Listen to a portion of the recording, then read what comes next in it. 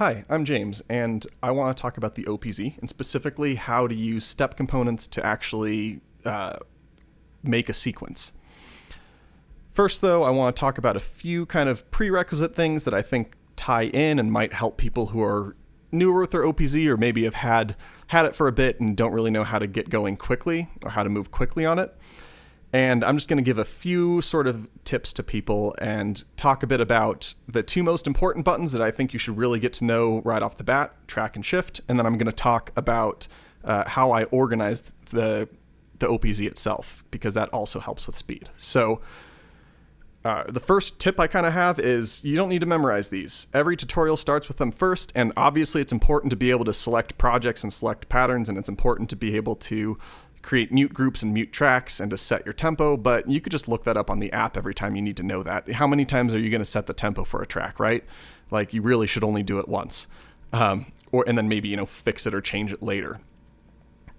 But on the other hand, these two, you use them all the time, or at least I use them all the time when I'm sequencing stuff. So we'll get to that in just a second. And first I wanted to talk about the onboard keyboard. So these buttons, I actually like pressing them, but nothing about it says I could play a keyboard line on this, and I don't think it's meant to. So most of the time, if I'm going to be using this, I'll say, okay, I want that note there. And I'll usually lift it up a bit because I like to support the back as I press on it. I also will sometimes hold it kind of vertically in one hand. That's a video for another time, but my point is I don't usually use it this way. This is just so it's maybe easier to see, though I'll probably have it tilted a lot. Last thing I want to say before we move on a bit is I'm on the chords track now, which has MIDI enabled to it. Ignore those Velcro patches. You can see that I'm connected through BLE I'm connected to a CME WIDI U-host on a full keyboard, and it goes, it's pretty responsive. So I like that, especially because the USB connections to the OPZ will just drain its battery. You can turn off charging and you can use a powered USB hub, whatever you want, it's still going to drain the OPZ's battery. So I like using the BLE because it doesn't seem to do that, or at least not to the same extent. I haven't noticed a difference. Okay, so let's talk about the track button and the shift button. Then I'll talk about organization, and then we'll wrap this up so that way I can get to the next video, which is the really good stuff. So the track button, oops, that's not the track button. The track button, I recommend you get really familiar with it just because holding it down is how you're going to change what track you're on. Beyond that, when you change a track, you can change what plug you're using and then which preset you're going to be using for that plug. There are 4 different options you can use with the encoders, but I recommend you just look that up in the menu. I think that the most important thing for going quickly is just being able to switch to the track you want, load the plug that you want, load the preset that you want. If still holding down track, I press the shift button, suddenly I have access to the step count, which is how many counts or how many steps that pattern has before it repeats.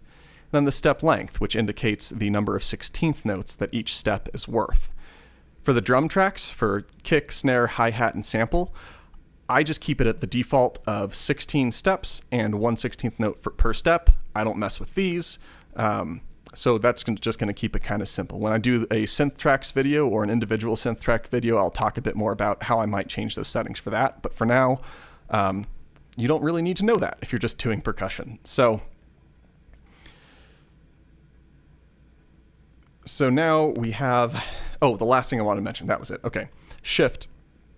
So we've talked about holding down track and shift. Just shift is how you enter in your step components. So that's my point, is that when you're sequencing, for the most part, you're just going to be using these two, right? And if you're not sure where a setting is, probably not up here unless you're doing something that's going to affect every track in that pattern, or it's going to change the pattern. So if you're just curious about, where's that setting for this track? It's going to be one of those. Shift also cycles through the parameters. That's the other place where a setting might be.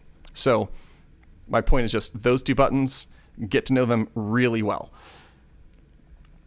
Next up, I want to talk about organization, and this is something I really struggle with, so feel free to disagree with how I've organized this, and If you have better ideas, please let me know. Because I would love to know that. So I'll start off, and at this point, I'm going to assume that you're familiar navigating the OPZ, or you just want to know kind of the concept. I'm not going to take the time to talk about which buttons I'm pressing to get where.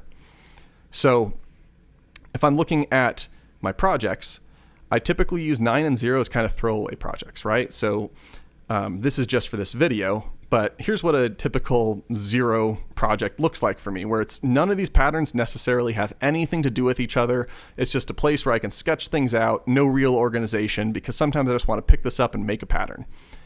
If any of these are good enough that I want to work on them more in depth, I'll move it to 6, 7, or 8. Sometimes I'll split these up so that way they store multiple different kind of songs, depends on what mood I'm in.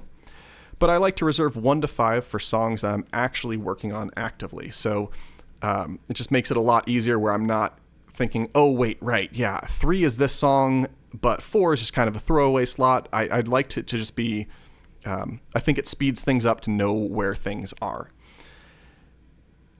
So if we go to project 4, let's take that off. How do you do that? Here, let's just do it that way. Okay, so what I want to show here is the patterns.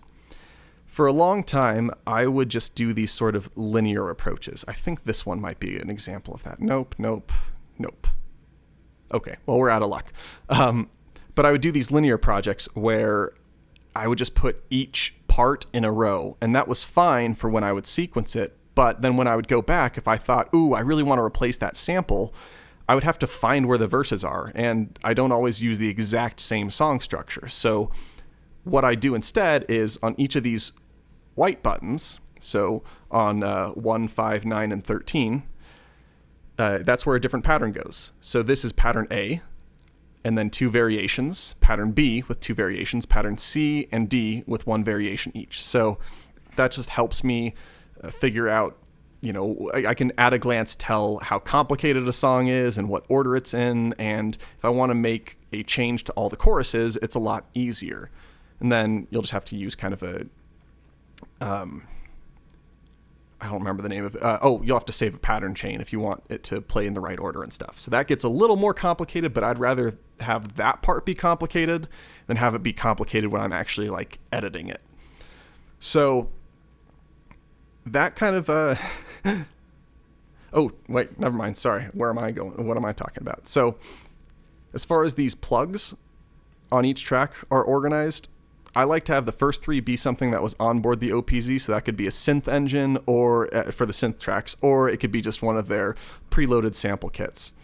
4 and 5, it depends. It could be more that's just on board, or it could be something I got online. 6, 7, 8, I generally like them to be my own samples I've saved, and then 9 and 10 are, again, kind of like my experimental spots.